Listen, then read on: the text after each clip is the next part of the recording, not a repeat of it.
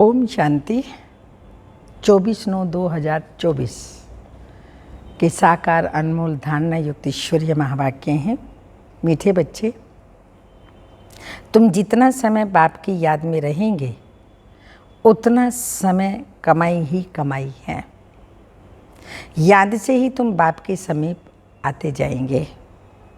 Question, जो बच्चे याद में नहीं रह सकते उन्हें किस बात में लज्जा आती है?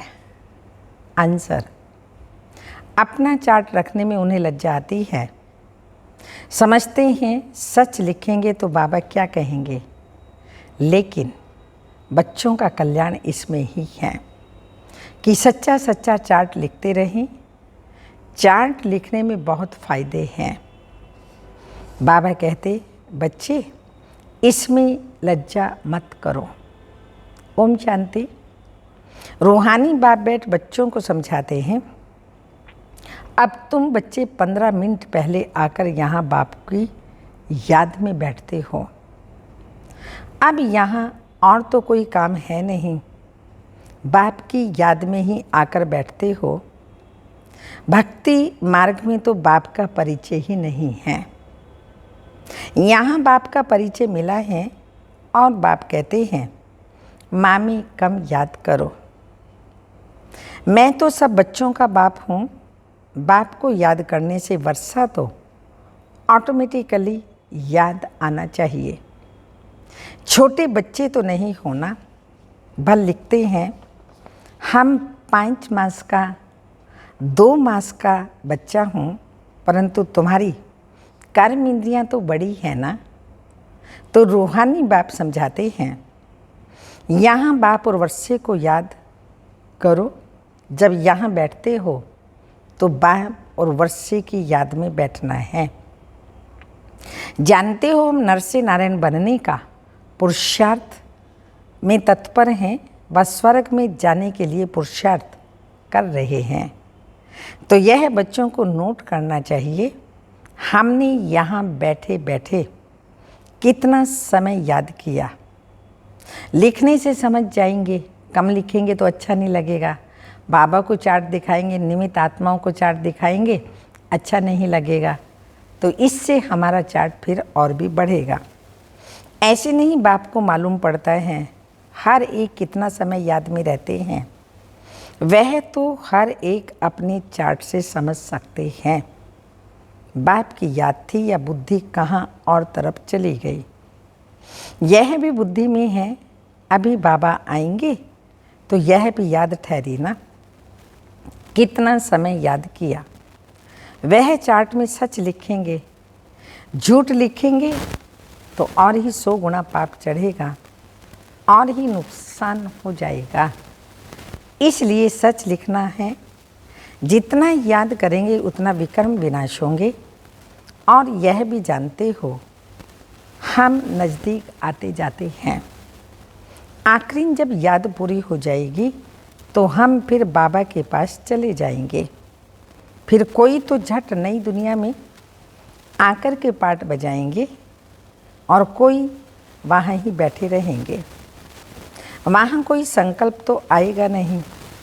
वह है ही मुक्ति धाम, दुख सुख से न्यारे। सुख धाम में जाने के लिए अब तुम पुरुषार्थ करते हो। जितना तुम याद करेंगे उतना विकर्म विनाश होंगे। याद का चार्ट रखने से ज्ञान की धारणा भी अच्छी होगी। चार्ट रखने में तो फ़ायदा ही है। बाबा जानते हैं याद में ना रहने कारण लिखने में लज्जा आती है। बाबा क्या कहेंगे मुरली में सुना देंगे। बाप कहते इसमें लज्जा की बात क्या है? दिल अंदर हर एक समझ सकते हैं हम याद करते हैं व नहीं। कल्याणकारी बाप तो समझाते हैं, नोट करेंगे तो कल्याण होगा। जब तक बाबा आए उतना समय जो बैठे उसमें याद का चार्ट कितना रहा, फर्क देखना चाहिए। प्यारी चीज़ को तो बहुत याद किया जाता है ना। कुमार कुमारी की सगाई होती है तो दिल में 1-2 की याद ठहर जाती है। फिर शादी होने से पक्की हो जाती है। बिगड़ देखे समझ जाते हैं हमारी सगाई हुई है। अभी तुम बच्चे जानते हो कि शिव बाबा हमारा बेहद का बाप है। भल देखा नहीं है परंतु बुद्धि से समझ सकते हैं। वह बाप अगर नाम रूप से न्यारा है तो फिर पूजा किसकी करते हो, याद क्यों करते हो। नाम रूप से न्यारी बेअंत तो कोई चीज़ होती ही नहीं है।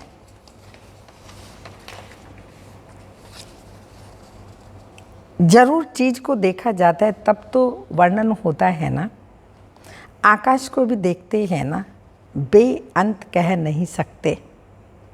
भक्ति मार्ग में भगवान को याद करते हैं, हे भगवान, तो बेअंत थोड़ी कहेंगे हे भगवान। कहीं कहने से तो झट उनकी याद आती है, तो जरूर कोई चीज़ है। आत्मा को भी जाना जाता है, देखा नहीं जाता। सब आत्माओं का एक ही बाप होता है, उनको ही जाना जाता है। तुम बच्चे जानते हो बाप आकर पढ़ाते भी हैं।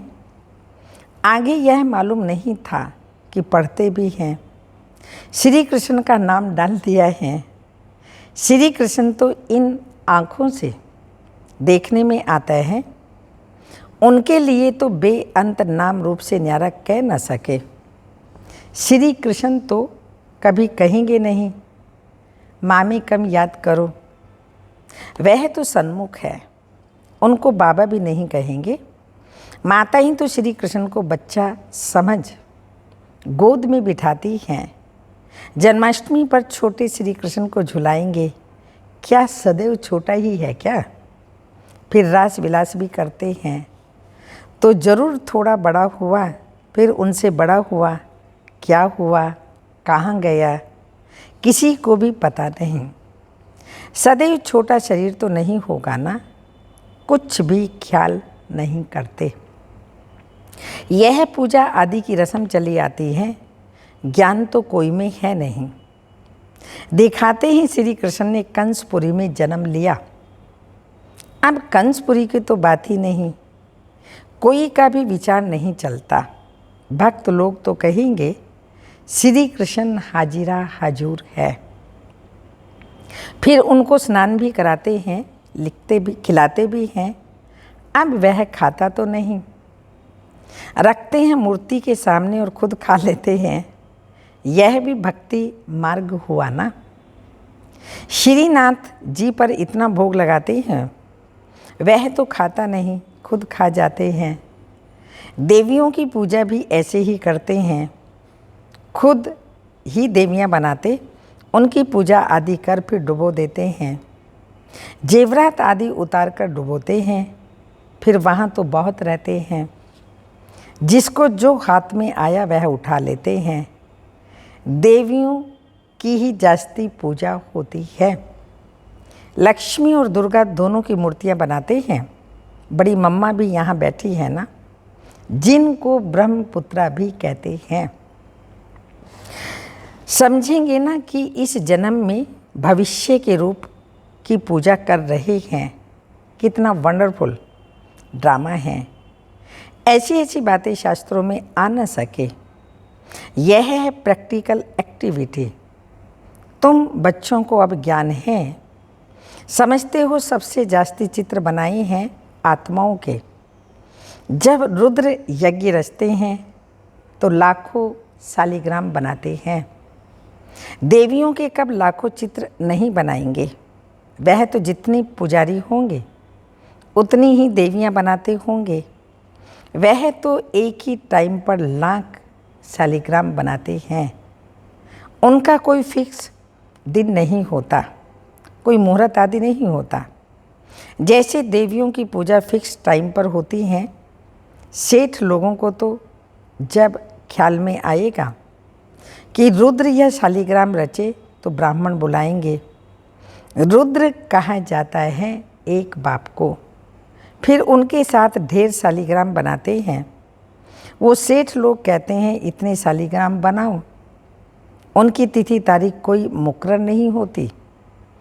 ऐसे भी नहीं कि शिव जयंती पर ही रुद्र पूजा करते हैं, नहीं, अक्सर करके शुभ दिन बृहस्पति को ही रखते हैं।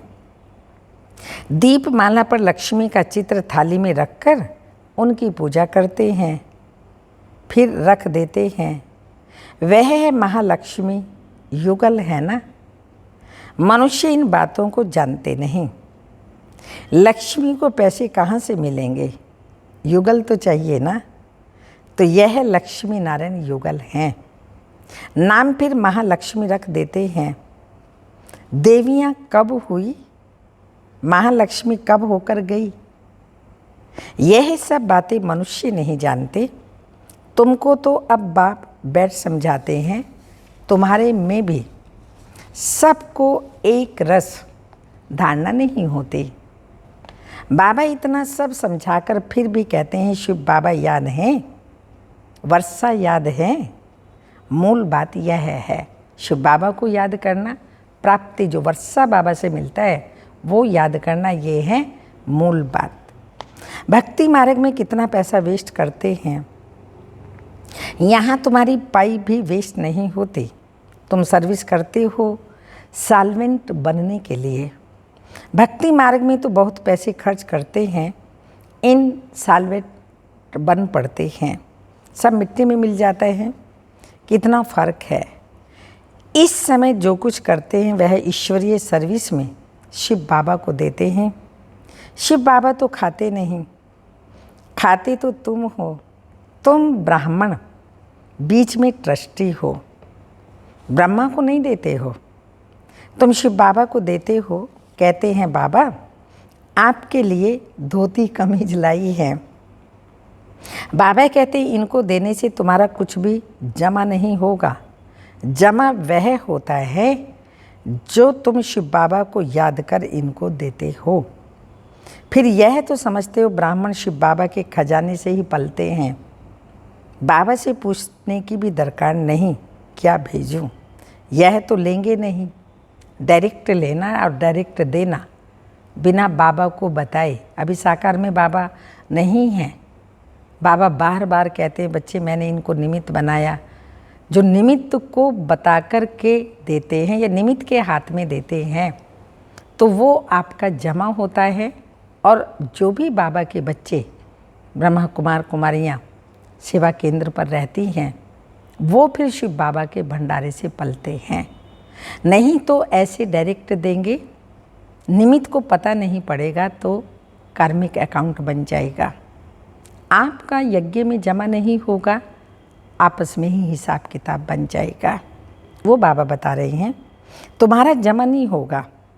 अगर ब्रह्मा को याद किया तो ब्रह्मा को तो लेना है शिव बाबा के खजाने से, तो शिव बाबा ही तो याद पड़ेगा। तुम्हारी चीज़ क्यों ले में, बीके को देना भी रॉन्ग है। बाबा ने समझाया है तुम कोई से भी चीज़ लेकर पहनेंगे तो उनकी याद आती रहेगी।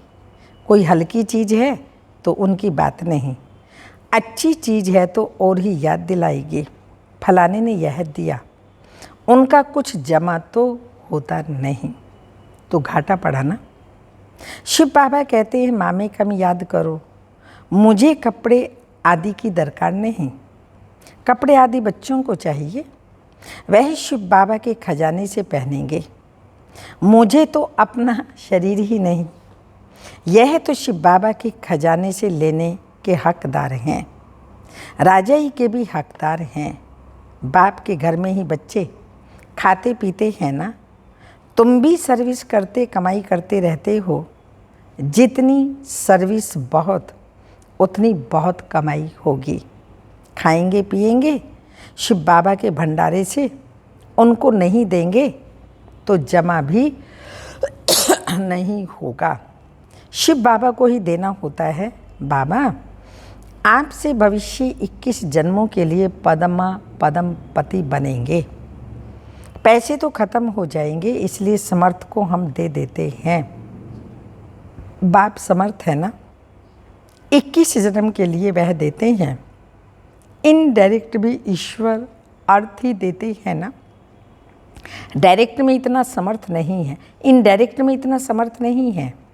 अभी तो बहुत समर्थ है, क्योंकि सन्मुख है। वर्ल्ड ऑलमाइटी अथॉरिटी इस समय के लिए ही है। ईश्वर अर्थ कुछ दान करते हैं तो अल्पकाल के लिए कुछ मिल जाता है। यहाँ तो बाप तुमको समझाते हैं, मैं सन्मुख हूँ, मैं ही देने वाला हूँ। इसने भी शिव बाबा को सब कुछ देकर सारे विश्व की बादशाही ली है ना। यह भी जानते हो, इस व्यक्त का भी अव्यक्त रूप में साक्षात्कार होता है। इनमें शिव बाबा आकर बच्चों से बात करते हैं। कभी यह भी ख्याल नहीं करना चाहिए हम मनुष्यों से लेवें। बोलो शिव बाबा के भंडारे में भेज दो। पहले देने की बात थी, अभी लेने की। कोई देता है तो बाबा ने कहा हमें लेना भी नहीं है। बोलो शिव बाबा के भंडारे में भेज दो।